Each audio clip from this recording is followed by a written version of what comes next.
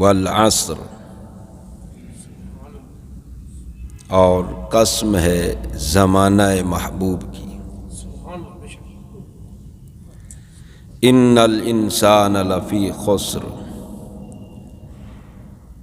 بے شک انسان خسارے میں ہے، الا الذین آمنوا وعملوا الصالحات وتواصوا بالحق وتواصوا بالصبر، مگر وہ جو ایمان لائے اور اچھے اعمال کیے، آپس میں حق کی تبلیغ اور تاکید کی، اور ایک دوسرے کو صبر کی وصیت کی۔ یعنی یہ انسان گھاٹے میں ہے، خسارے میں۔ خسارے سے مراد دنیا اور آخرت میں گھاٹا ہے، نقصان ہی نقصان ہے۔ مگر وہ بندہ نقصان میں نہیں ہے، خسارے میں نہیں ہے جو ایمان والا، عمل صالح کرنے والا، حق کی تبلیغ کرنے والا، صبر کی تلقین کرنے والا۔ یعنی جس بندے میں یہ چار صفات ہوں گی وہ گھاٹے میں نہیں، ایمان والا، عمل صالح کرنے والا، حق کی تبلیغ کرنے والا، تاکید کرنے والا، حق کی دعوت دینے والا، اور صبر کی تلقین کرنے والا۔ جس میں یہ چار صفات ہوں گی وہ گھاٹے میں نہیں۔ گھاٹے میں کون ہے؟ جس میں یہ چار صفتیں نہ ہوں، وہ خسارے میں ہے۔ جس میں یہ چار صفات ہوں گی وہ فلاح پانے والا ہے، وہ کامیاب ہے۔ حضرت ابو بکر صدیق رضی اللہ تعالیٰ عنہ، شاہ عبد العزیز محدث دہلوی رحمۃ اللہ علیہ نے تفسیر عزیزی کے اندر لکھا ہے کہ جب آپ مسلمان ہوئے تو ایک بندہ تھا کلاہ بن اسید، وہ کہنے لگا ابو بکر آپ بڑے تاجر ہیں مکہ کے، اور بڑے لائق آدمی ہیں، ہوشیار آدمی ہیں، تمہیں ہر کاروبار میں نفع ہوتا ہے، یہ بڑا تم نے گھاٹے کا سودا کیا ہے،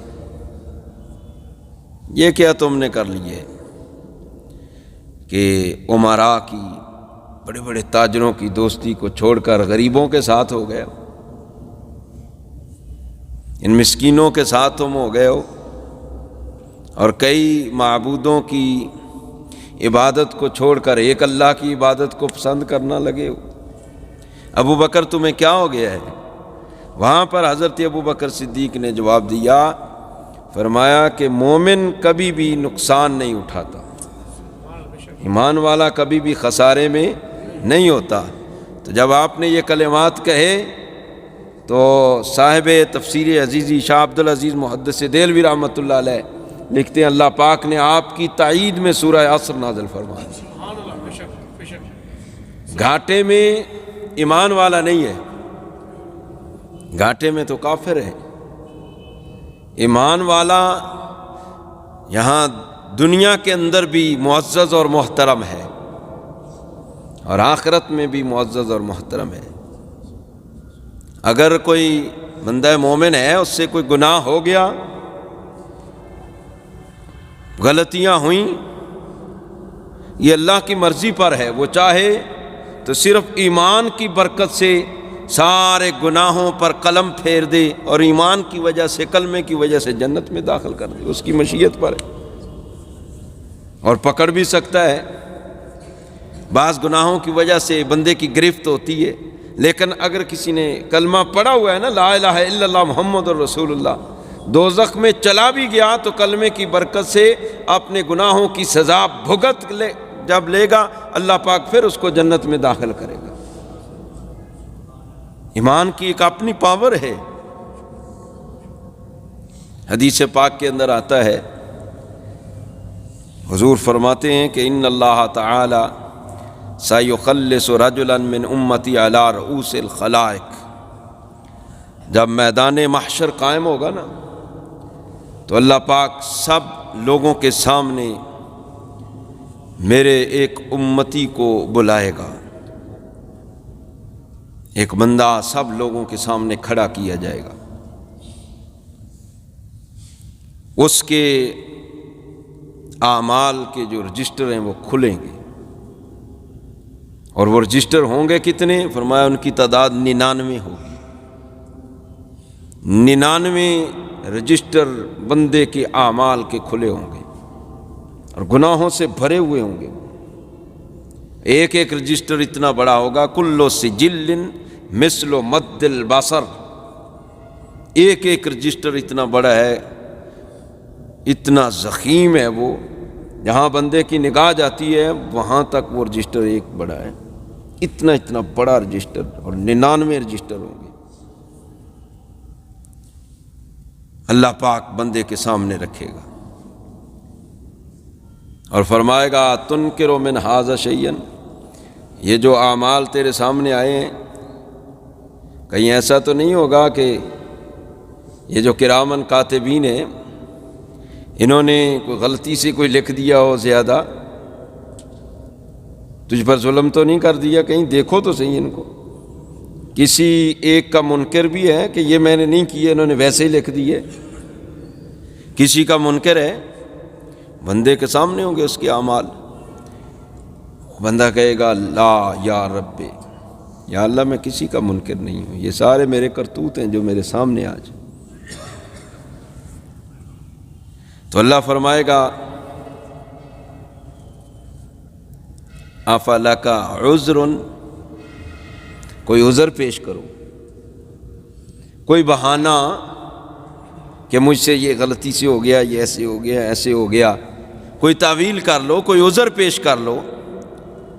وہاں اللہ کی بارگاہ ہے، جھوٹی بات تو بندہ وہاں کر ہی نہیں سکے گا، اللہ کی عدالت ہوگی۔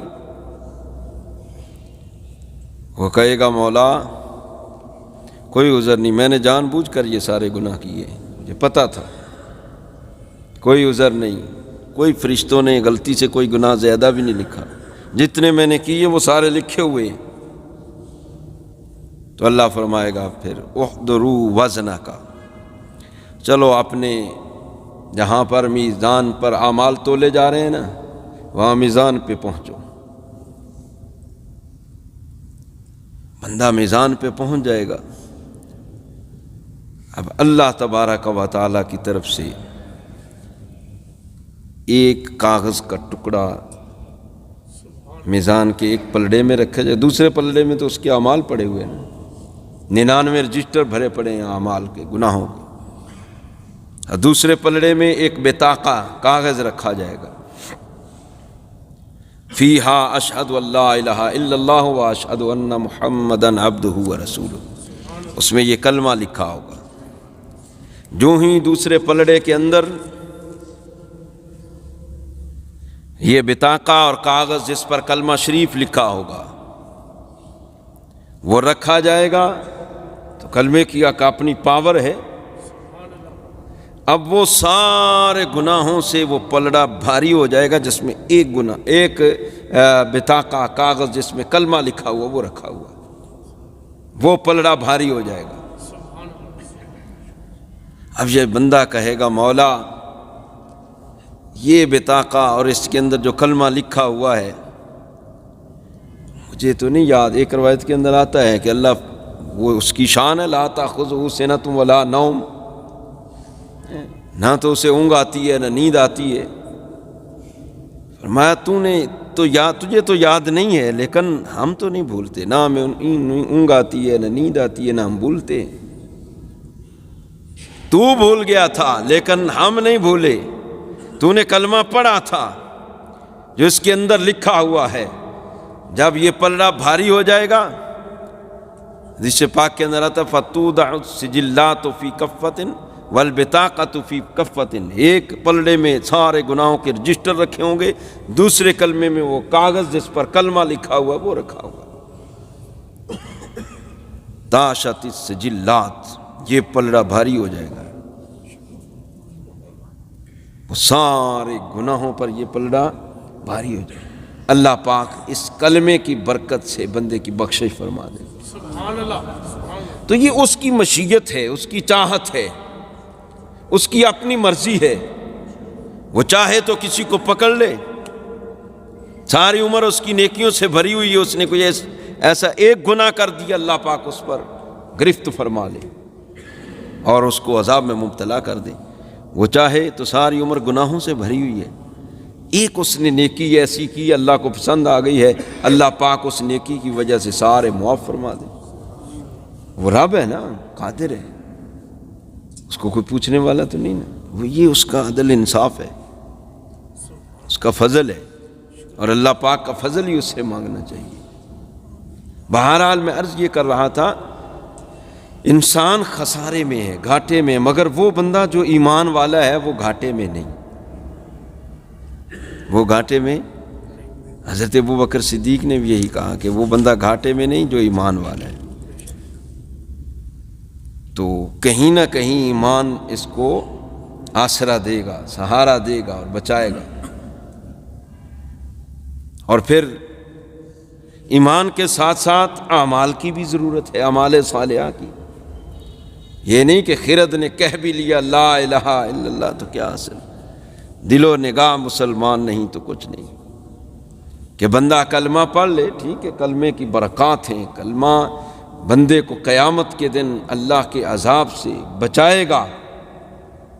کلمہ پڑھنے والا بندہ ہمیشہ دوزخ میں نہیں رہے گا، ایمان والا بندہ دوزخ سے نکال لیا جائے گا اگر کسی وجہ سے دوزخ میں چلا بھی گیا، لیکن اگر ساتھ ساتھ اعمال صالحہ ہوئے، اللہ اور اس کے رسول کی اطاعت کی، فرما برداری کی، اللہ اور اس کے رسول کے احکامات کے مطابق زندگی گزاری، اعمال صالحہ کیے، تو پھر تو ایمان کا مزہ ہی کچھ اور ہے، پھر تو مزے ہی مزے ہیں۔ ایمان بندے کا مضبوط ہے، بندے کے سامنے ساری دنیا آ جائے، ساری دنیا کی دولت آ جائے اور ایمان کا سودا نہ کرے، اس بندے کا ایمان مضبوط ہے۔ یہ نہیں کہ بندہ چند ٹکوں کے لیے اپنے ایمان کا سودا کر لے، تھوڑا سا کسی نے لالچ دیا تو بندہ جناب اپنے ایمان کو ہی بیچ دے۔ تاریخ بھری پڑی ہے ایسے واقعات سے، بالخصوص صحابہ کرام کا دور، تابعین کا دور آپ دیکھیں کہ ان کو کتنا کتنا ستایا گیا۔ یہ حضرت خباب، حضرت بلال، حضرت سمیہ، حضرت عمار بن یاسر کی والدہ محترمہ حضرت عمار، خود ان کو آگ میں ڈال دیا گیا۔ یہ سارے بزرگ حضرات جنہوں نے ایمان کے لیے، اسلام کے لیے مصیبتیں جھیلی، پریشانیاں اور دکھ اور تکالیف برداشت کی، لیکن ایمان کے بارے میں کبھی بھی کسی موڑ پر کوئی کمپرومائز نہیں۔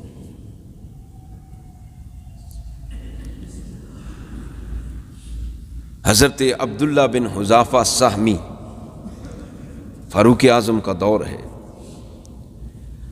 آپ نے انہیں نا روم کی طرف بھیجا تھا 80 حضرات کا لشکر دے کر۔ وہاں اتفاق ایسا ہوا کہ یہ گرفتار ہو گئے، پکڑے گئے۔ یہ تو روم کا بادشاہ جو تھا اس کا سزا دینے کا ایک اپنا طریقہ کار تھا، انداز تھا اس کا۔ اس نے جس کو سزا دینی ہوتی، سزائے موت، اس کے لیے اس نے تانبے کا ایک بیل بنایا ہوا تھا اور اس کے پیٹ کے اندر زیتون کا تیل ہوتا تھا، اور ہر وقت اس کے نیچے آگ جلتی رہتی تھی اور تیل کڑکتا رہتا تھا۔ جس کو سزا دینی ہوتی بس وہ ڈھکنا کھول دیتا، وہ تیل جب بندے کے اوپر پڑتا تو ہڈیاں بھی گل سڑ جاتی تھی۔ یہ وہ اس طرح سزا دیتا تھا۔ یہ حضرات وہاں پر پکڑے گئے۔ اس نے بڑا ان کو جناب اپنے کروائیں، بڑا کچھ کہا، لیکن ایمان عام سی چیز تو ہے نہیں۔ جس کو ایمان کی لذت ایک مرتبہ مل گئی، پھر دنیا زور لگا لے ایمان نہیں نکل سکتا۔ سرکار کے ایک صحابی حضرت حبیب بن زید انصاری، مسلمہ کذاب نے الٹا لٹکار کر ان کی چمڑی اتار دی تھی اور ہاتھ پاؤں سارے کاٹ دیے تھے، مسلح کر دیا تھا، لیکن ایک سیکنڈ کے لیے بھی یہ اپنے ایمان سے منحرف نہیں ہوئے۔ ایک سیکنڈ کے لیے بازو کاٹے جا رہے ہیں، لا الہ الا اللہ محمد رسول اللہ، سرکار کی ختم نبوت کا نعرہ لگاتے ہیں، اور کوئی بات انہیں سنتی ہی نہیں ہے۔ ایسی ایسی قربانی حضرت خباب کے جسم پر، یہ غلام تھے، ان کا جو مالک تھا وہ لوہے کی سلاخیں گرم کر کے بھٹی کے اندر وہ ان کے جسم پر لگاتا تھا۔ حضرت بلال کا کیا حشر ہوا۔ حضرت سمیہ اسلام کی پہلی شہیدہ ہے، حضرت عمار بن یاسر والدہ محترمہ، ان کے جسم کے 2 ٹکڑے کر دیے گئے تھے، اور ان کا جو شہادت کا واقعہ وہ تو بندہ زبان پر لا بھی نہیں سکتا، اتنا خطرناک طریقے سے ان کو شہید کیا گیا۔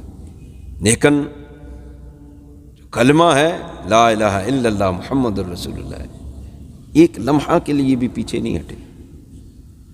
حضرت عبداللہ بن حذافہ سہمی، روم کا بادشاہ، وہ کہنے لگا یہ دیکھ لو، یہ سزا ہے ہماری جو بات نہیں مانتا، ہم اس طرح آپ کے سامنے آپ کے ساتھی کو اس نے جلایا بھی، لیکن جتنے بھی حضرات تھے کسی کے بھی پاؤں ڈگمگائے نہیں، استقامت کے ساتھ کھڑے رہے۔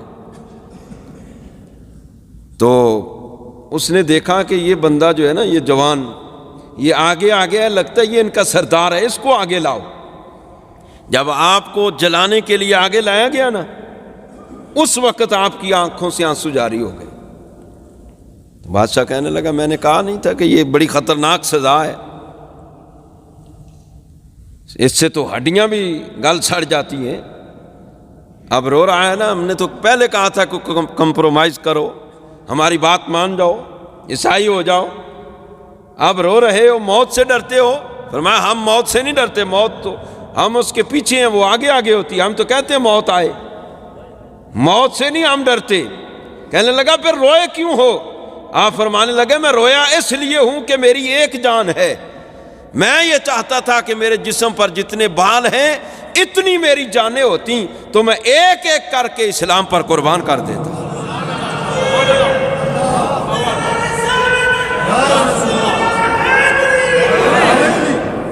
یہ ہے ایمان اتنا مضبوط۔ یہ وہ لوگ ہیں جن کے بارے میں اللہ نے کہا ان الذین قالوا ربنا اللہ ثم استقاموا،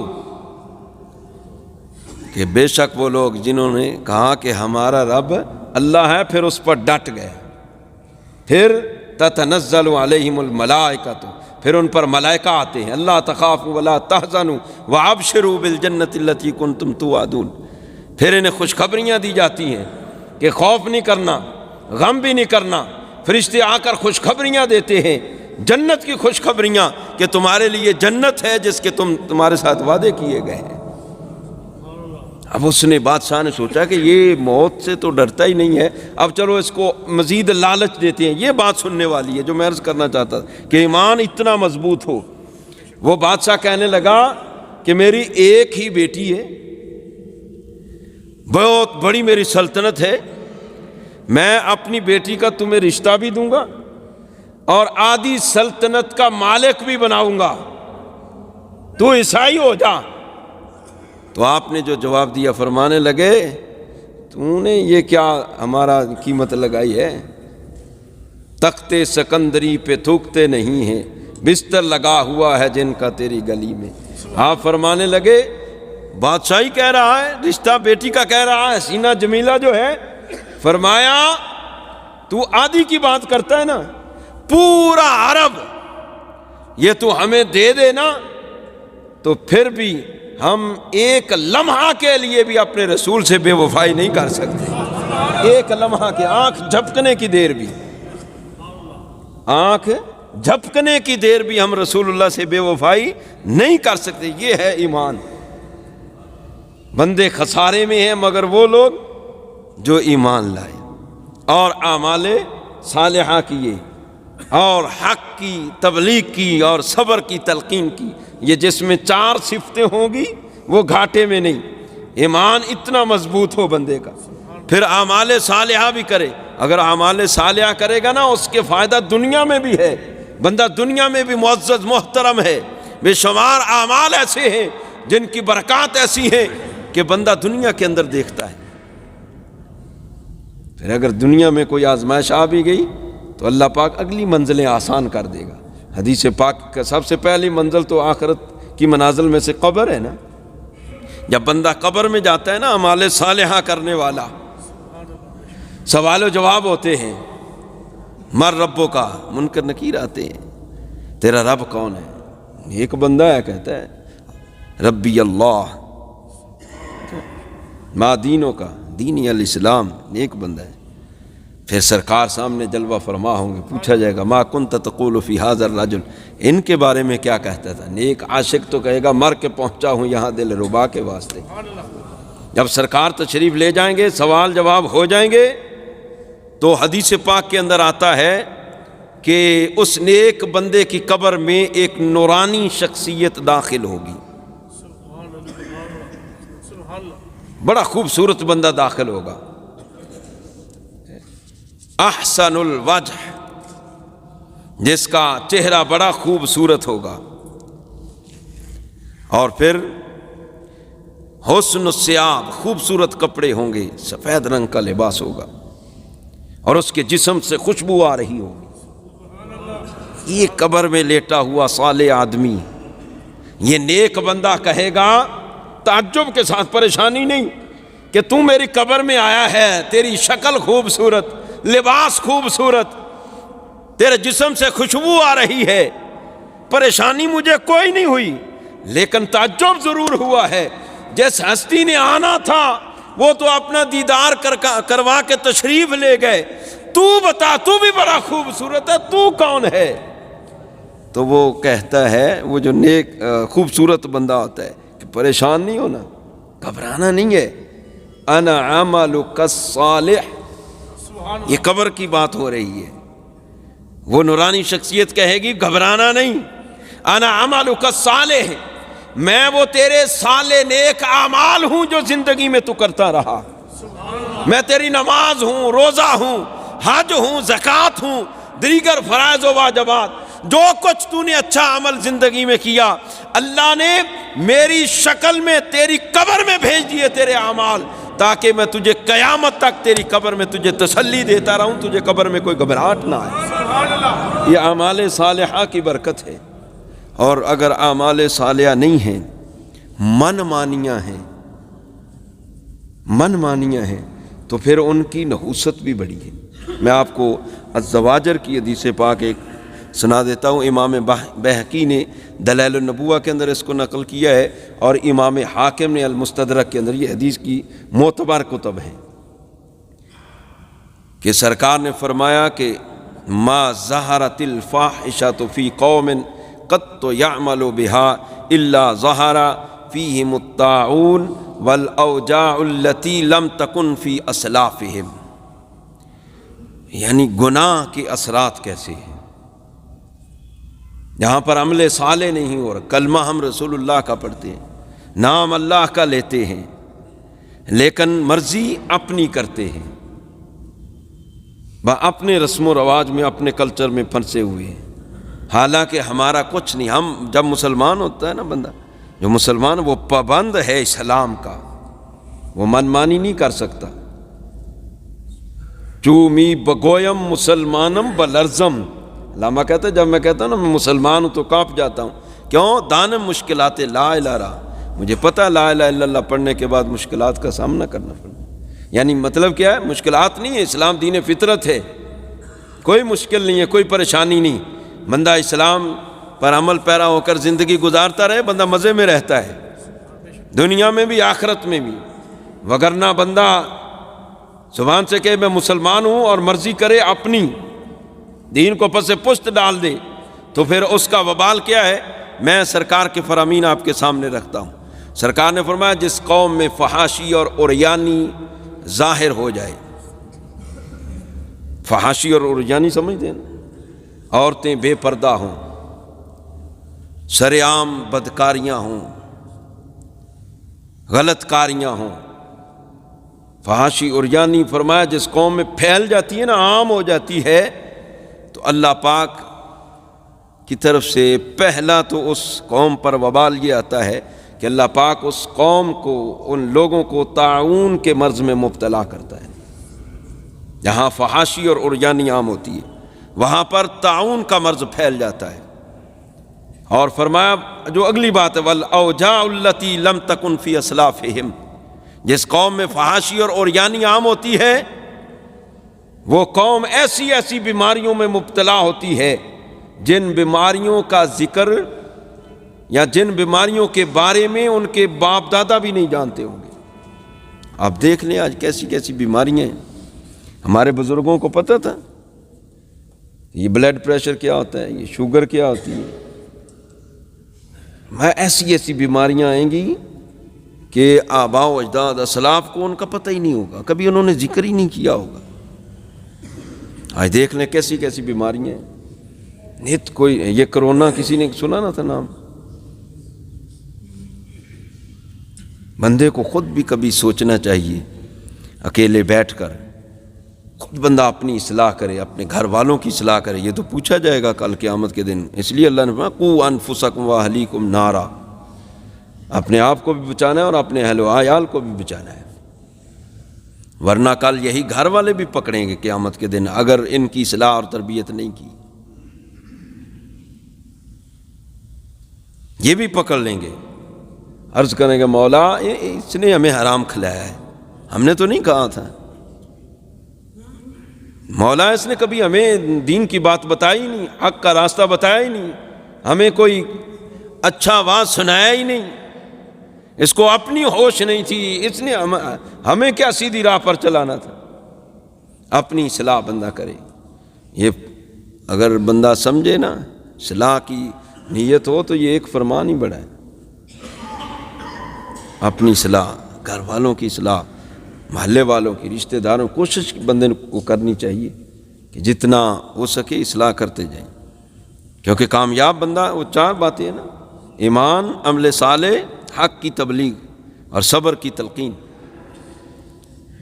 جس قوم کے اندر فحاشی اور یعنی ظاہر ہوگی اس قوم کے اندر طاعون کا مرض آئے گا، اور دوسرا ایسی ایسی بیماریاں آئیں گی کبھی اسلاف نے ان کا ذکر بھی نہیں کیا، انہوں نے نام بھی نہیں سنا ہوگا پچھلے باپ دادا نے۔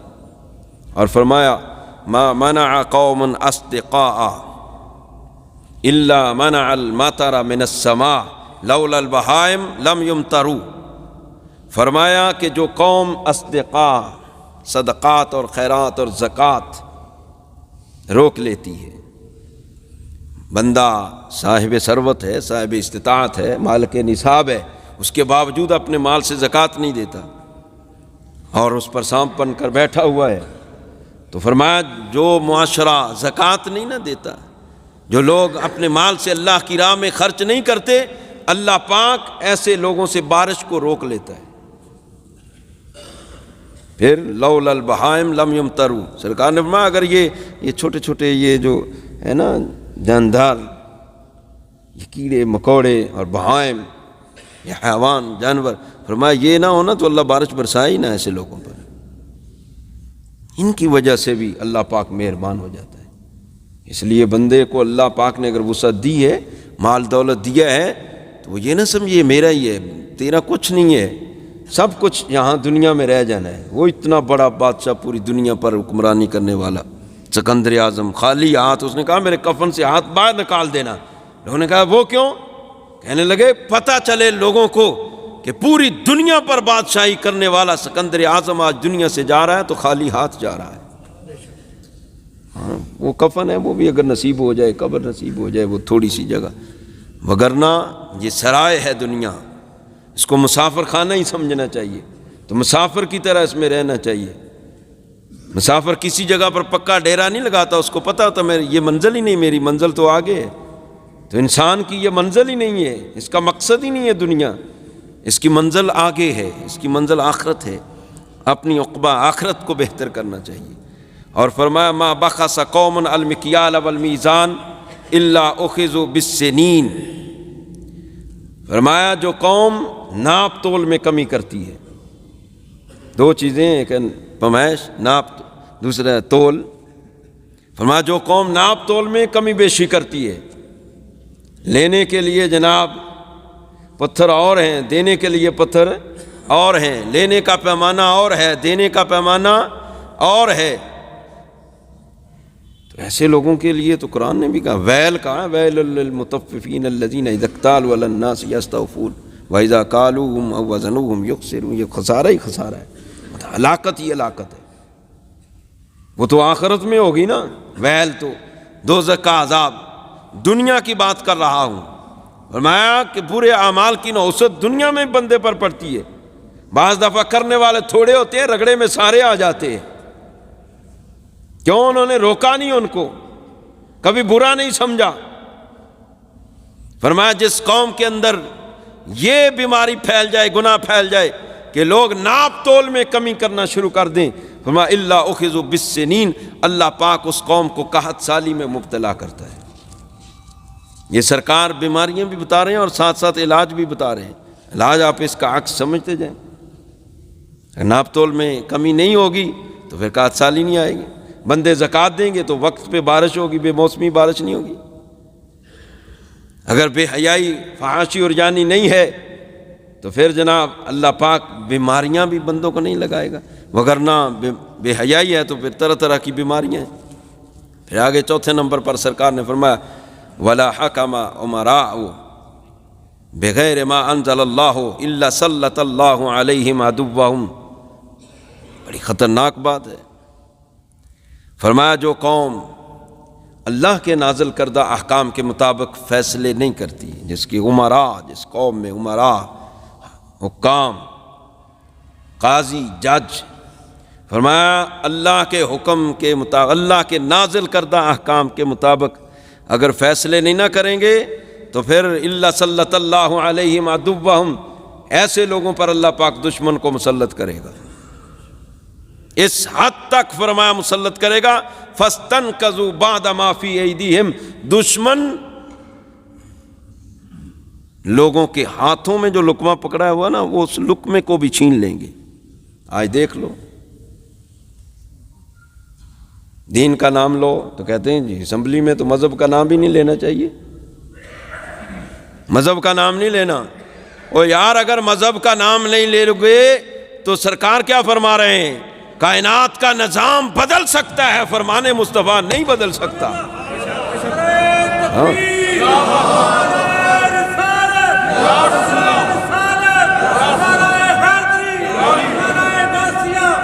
یہ فاقہ کاش جو موت سے ڈرتا نہیں، ذرا روح محمد اس کے بدن سے نکال دو۔ فکر عرب کو دے کر فرنگی تخیلات، اسلام کو حجاز و یمن سے نکال دو۔ انہوں نے کہا کہ اس سے ہم لڑ نہیں سکتے، لڑائیاں تو اس نے بڑی کی ہے، اس نے یہ چال چلی ہے، ہمیں اس نے اپنا کلچر دے دیا ہے اور ہم اس سے متاثر ہو گئے ہیں۔ ہم قرآن و سنت کے مطابق ہمارے فیصلے نہیں ہوتے، ہمارے فیصلے پیسے کے زور پر ہوتے ہیں، ہمارے فیصلے طاقت کے زور پر ہوتے ہیں۔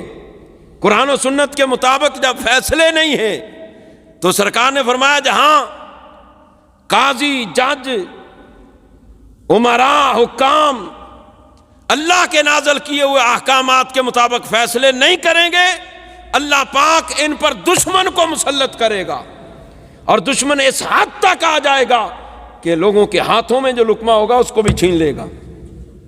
لوگ آٹے پہ لڑ رہے ہیں، یہ سازش ہے ایک، لیکن ہم سمجھتے نہیں، ہمارا کوئی معیار ہی نہیں ہے، معیار ہی نہیں ہے کہ ہم نے کس کے پیچھے چلنا ہے۔ وہ پنجابی ہے نا، جن نے لائی گلی یودے پیچھے چلی۔ بدلنا ہے تو میں بدلو، نظام میں کشی بدلو، وگرنہ جام و پیمانہ بدلنے سے کچھ نہیں ہوگا۔ یار وہی بار بار شکلیں آگے آ رہی ہیں، یہ شکلیں بدلو، کوئی اللہ کے نیک بندے آگے لاؤ۔ وہاں یہاں پر قصور ہمارا بھی تو، عوام کا بھی تو ہے نا۔